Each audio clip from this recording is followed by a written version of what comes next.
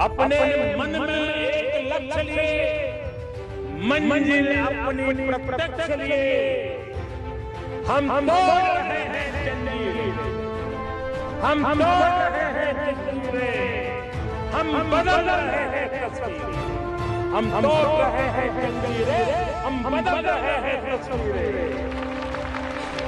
ये नवयुग है, ये नवयुग है, ये नव भारत है, ये नवयुग है, ये नव भारत है। खुद लिखेंगे अपनी तकदीर, हम बदल रहे हैं तस्वीर, खुद लिखेंगे अपनी तकदीर। ये नवयुग है, नव भारत है। हम निकल पड़े हैं प्रण करके, अपना तन मन अर्पण करके, अपना तन मन अर्पण करके। जीत है, जीत है, जीत है, एक सूर्य उगाना है, जीत है, एक सूर्य उगाना है, अंबर से ऊंचा जाना है, अंबर से ऊंचा जाना है। एक भारत नया बनाना है, एक भारत नया बनाना है। अंबर से ऊंचा जाना है, नया भारत बनाना है। लाल किले की प्राचीर से प्रधानमंत्री मोदी ने जितनी बार भाषण दिए, कमोबेश लाल किले की दीवारों में एहसास हर बार नए भारत का ही भरा गया। कल सुबह जब देश आजादी के जश्न में सराबोर होगा, तो प्रधानमंत्री मोदी 8वीं बार लाल किले पर तिरंगा झंडा फहराएंगे और तब 125 करोड़ हिंदुस्तानियों की निगाहें इस बात पर रहेंगी कि प्रधानमंत्री इस बार क्या कुछ बोलेंगे। लेकिन वक्त के तकाजे और तराजू पर आज ये तौलना भी जरूरी हो जाता है कि आखिर पिछले 7 सालों में प्रधानमंत्री मोदी ने लाल किले से क्या कहा और उस कहे से क्या कुछ बदल गया। तो शुरुआत वहीं से करनी होगी जहां से ये कहानी शुरू हुई।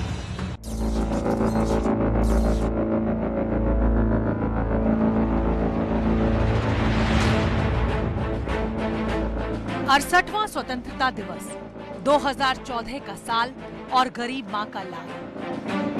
गरीब परिवार का एक बालक आज लाल किले की प्राचीर से भारत के तिरंगे झंडे पर उसके सामने सर झुकाने के लिए उसने सौभाग्य प्राप्त किया।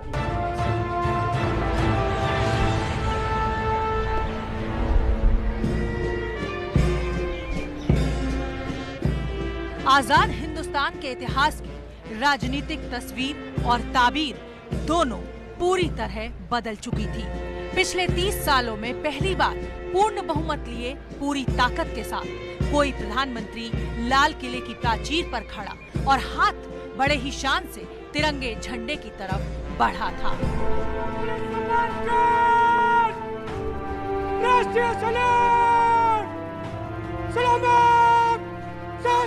और जब प्रधानमंत्री मोदी ने पहला भाषण दिया तो यही कहा, हम देश के लिए काम आए, देश को आगे बढ़ाने का संकल्प लेकर चलेंगे। और मैं आपको विश्वास दिलाता हूं भाइयों बहनों, मैं मेरे सरकार के साथियों को भी कहता हूं, अगर आप 12 घंटे काम करोगे तो मैं 13 घंटे करूंगा, अगर आप 14 घंटे काम करोगे तो मैं 15 घंटे करूंगा। क्यों? क्योंकि मैं प्रधानमंत्री नहीं, प्रधान सेवक के रूप में आपके बीच आया। प्रधानमंत्री नहीं, प्रधान सेवक, ये वो बात थी जो हर आम हिंदुस्तानी के दिल में घर कर गई, क्योंकि पहली बार किसी प्रधानमंत्री ने खुद को कुछ यूं सेवक के तौर देश को समर्पित कर दिया था। भाषण की शुरुआत में ही खुद को प्रधान सेवक बताया। प्यारे देशवासियों को, भारत के प्रधान सेवक की अनेक अनेक शुभकामना। मैंने नहीं बनाया है। और भाषण का अंत भी प्रधान सेवक के तौर पर ही किया, मगर पूरे 1 घंटे के भाषण के बीच बहुत कुछ ऐसा कहा जो देश में नई उमंग, नई ऊर्जा का संचार करने वाला था।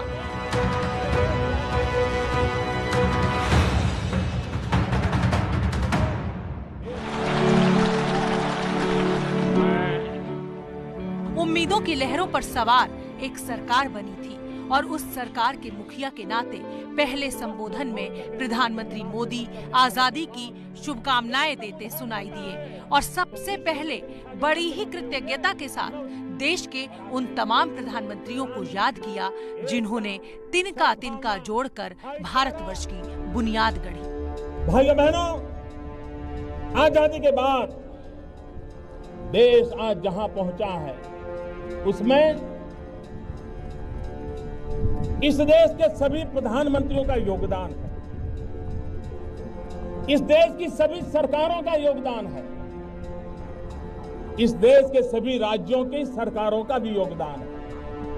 मैं वर्तमान भारत की उस ऊंचाई पर ले जाने का प्रयास करने वाले सभी पूर्व सरकारों को, सभी पूर्व प्रधानमंत्रियों को, उनके सभी कामों को जिसके कारण राष्ट्र का गौरव बढ़ा है, उन सब के प्रति इस पल आदर का भाव व्यक्त करना चाहता हूं। मैं आभार की अभिव्यक्ति करना चाहता हूं।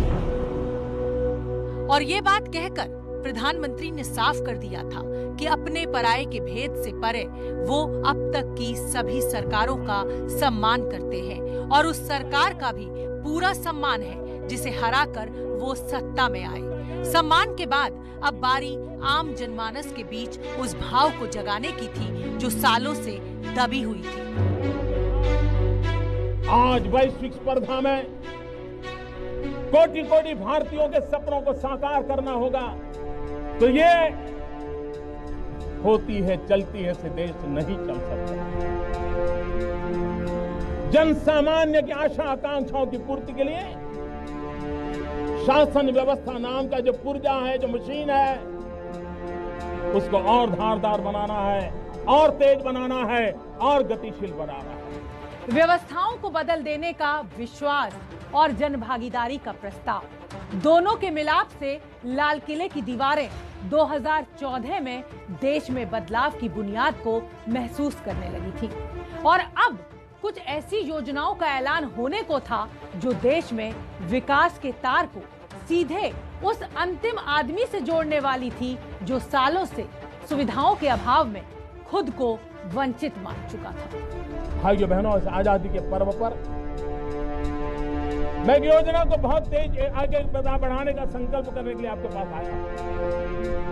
एक प्रधानमंत्री जन धन योजना, इस प्रधानमंत्री जन धन योजना के माध्यम से हम देश के गरीब से गरीब लोगों को बैंक अकाउंट की सुविधा से जोड़ना चाहते हैं। ये एक बड़ी योजना है। इसमें आपको राशन की चाहे बात हो या आपको और सब्सिडीज जो सरकार देती है उनकी बात हो, सोशल सिक्योरिटी स्कीम्स का जो पैसा है वो सीधे लोगों तक पहुंचता है। और एक तरह से देखा जाए तो जिन गरीबों ने कभी बैंक नहीं देखा था, जनधन योजना ने उन गरीबों तक बैंक और बैंक तक गरीब को पहुंचा दिया। जनधन योजना के तहत 42 करोड़ 89 लाख लोगों के खाते खोले गए। जनधन योजना के तहत खोले गए खातों में आज 1,43,834 करोड़ रुपए जमा है। यानी जिन गरीबों के लिए बैंक दूर की कौड़ी थे, आज उन्हीं बैंकों को गरीबों के जमा किए पैसे चला रहे हैं। और वाकई इतना बड़ा बदलाव था जिसकी कल्पना नहीं की जा सकती थी। और उसी लाल किले की प्राचीर से एक ऐसी कल्पना ने भी जन्म लिया जिसने हिंदुस्तान की जागती आंखों को स्वच्छ भारत का भी सपना दे दिया। महिलाओं को खुले में शौच से मुक्ति दिलाने का प्रण भी ले लिया। भाइयों बहनों, आपको लगता होगा क्या लाल किले से सफाई की बात करना, लाल किले से टॉयलेट की बात बताना, ये कैसा प्रधानमंत्री है? भाइयों बहनों, मैं नहीं जानता हूं मेरी कैसी आलोचना होगी, इसे कैसे लिया जाए, लेकिन मैं मन से मानता हूं। मैं गरीब परिवार से आया, मैंने गरीबी देखी और गरीब को इज्जत मिले इसकी शुरुआत यहीं से होती है। और इसलिए स्वच्छ भारत का एक अभियान इसी 2 अक्टूबर से मुझे आरंभ करना है और 4 साल के भीतर भीतर हम इस काम को आगे बढ़ाना चाहते हैं।